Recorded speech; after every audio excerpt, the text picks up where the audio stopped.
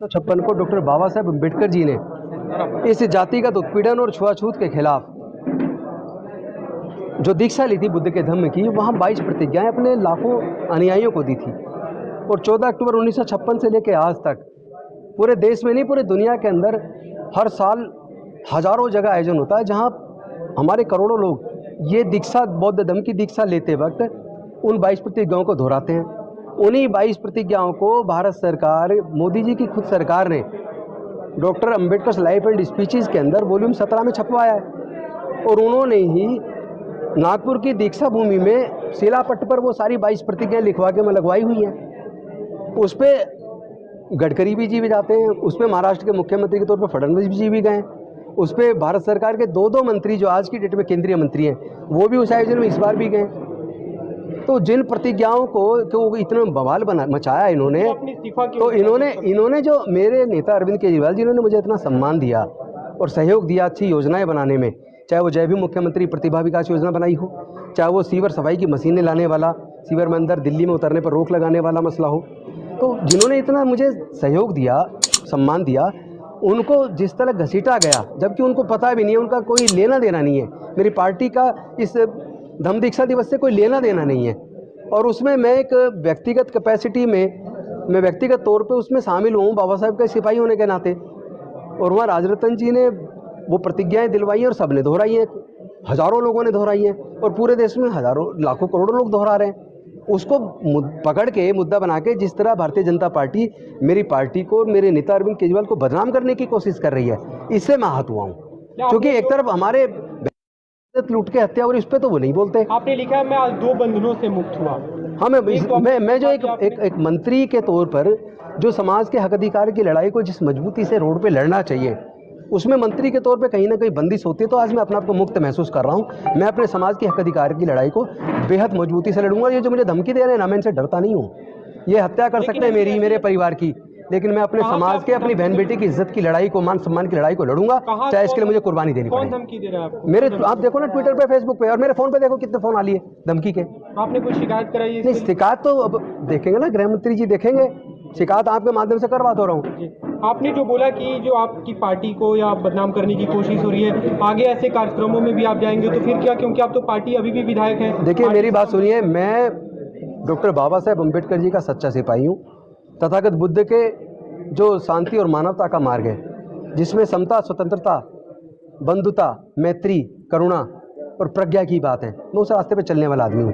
मैं कभी किसी के फेथ को आहत कभी नहीं करता, किसी की भावनाओं को आहत कभी नहीं करता। मेरा आज तक का एक बयान आप नहीं दिखा सकते मैंने किसी की भावनाओं को आहत किया हो, चाहे कोई हिंदू धर्म को मानने वाले हों, चाहे मुस्लिम को मानने वाला, ईसाई को, सिख को, जैन को, बौद्ध को, सबकी अपनी अपनी आस्था है।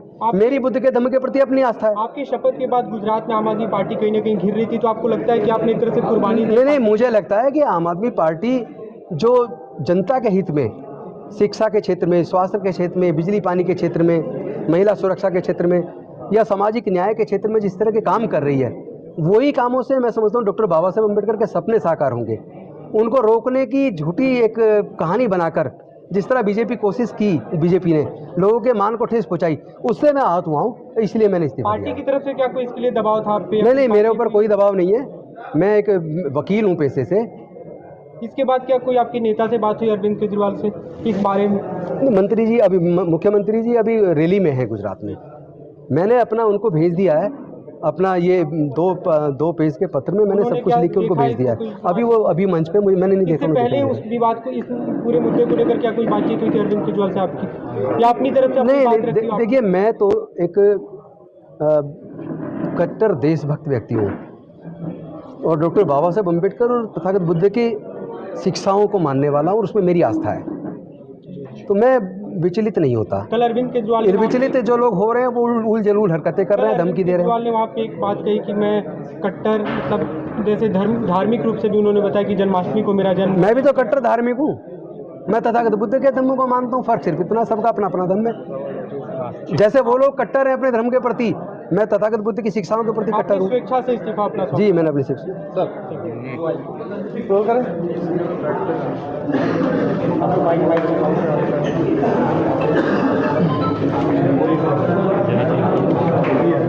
Hello hello hello hello. Delhi सरकार के मंत्री राजेंद्र गौतम ने अपना इस्तीफा दे दिया है। लगातार कंट्रोवर्सी चल रही थी और अब सर आपने इस्तीफा दिया है, वजह क्या है?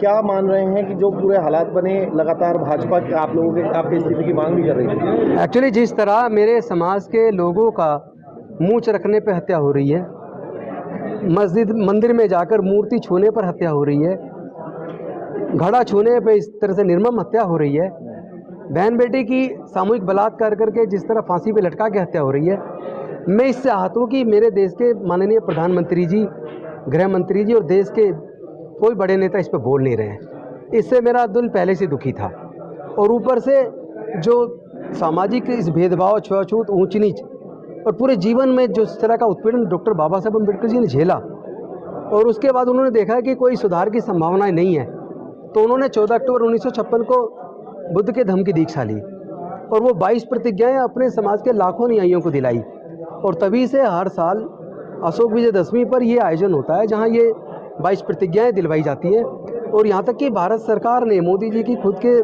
केंद्रीय मंत्री जी ने वही 22 प्रतिज्ञाएं डॉक्टर बाबा साहब का लाइव एंड वो स्पीच, राइटिंग्स एंड स्पीचेज के अंदर वॉल्यूम 17 में छपवाई है और वही 22 प्रतिज्ञा भारत सरकार ने नागपुर की दीक्षा भूमि में एक शिलापट पर लिखवा के लगाई है।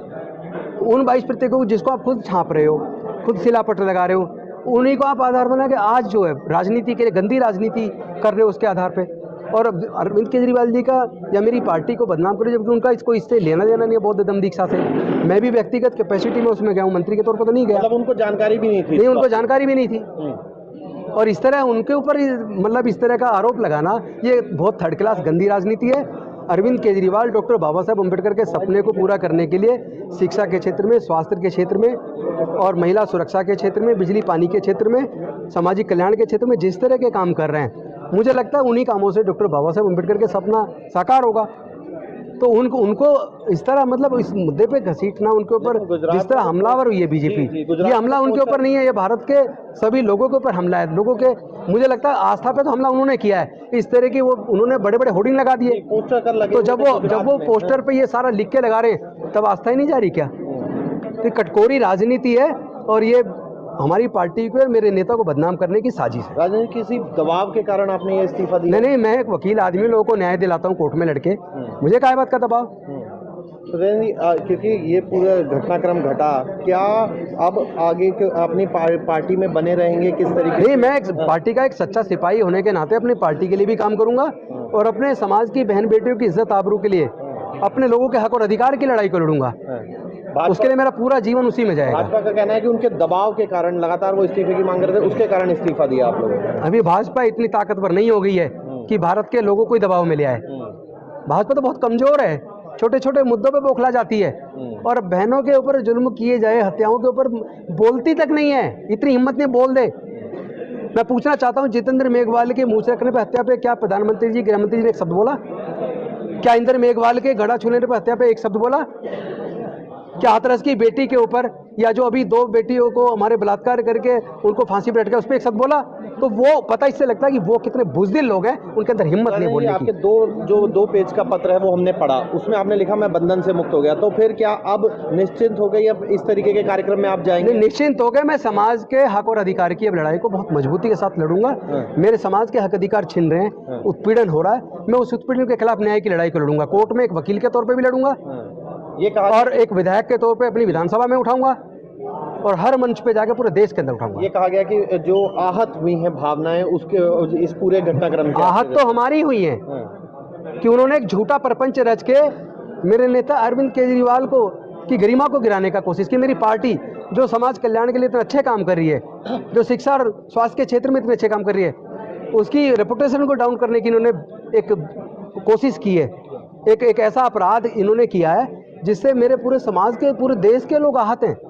तो मेरे समाज के लोग, मेरे देश के लोग बीजेपी को जवाब जरूर देंगे, उनको खामियाजा भुगतना पड़ेगा, देखिएगा आप। क्या ये गुजरात मैं पूछना चाहता हूँ, उनको डॉक्टर बाबा साहब अम्बेडकर से, दलित पिछड़ा आदिवासियों से उन्हें नफरत क्यों है? तो ये क्या गुजरात चुनाव का दबाव था आप लोगों पर भी इस तरीके? नहीं, मेरे पे किसी प्रकार का कोई दबाव नहीं है। मैं अपने समाज की लड़ाई को एक विधायक के तौर पे भी और एक वकील के तौर पे भी लड़ूंगा। तो आप ये निश्चित कर रहे हैं कि आपकी पार्टी का इससे लेना देना नहीं था? नहीं नहीं पार्टी की नहीं, ये जानकारी, मेरा मुख्यमंत्री की व्यक्तिगत, जानकारी, ये भी आरोप है नहीं मुख्यमंत्री की नहीं, ये जानकारी? मुख्यमंत्री की जानकारी में नहीं था, ये मेरे समाज का प्रोग्राम था और वो हजारों जगह हो रहा है। आज भी लखनऊ में मैं गया नहीं हूँ, मैं तो उसमें भी एक अतिथि के तौर पे उसमें भी इन्वाइटेड था। संक्षेप में फिर समझा दीजिए, फिर इस्तीफा क्यों देना पड़ा जब आपको लग रहा है कि सबसे नहीं, मुझे लग रहा है कि मुझे मेरे समाज की हक और अधिकार की लड़ाई के लिए अब रोड पर उतरना होगा, इसलिए दिया है। जी। तो राजेंद्र गोपाल गौतम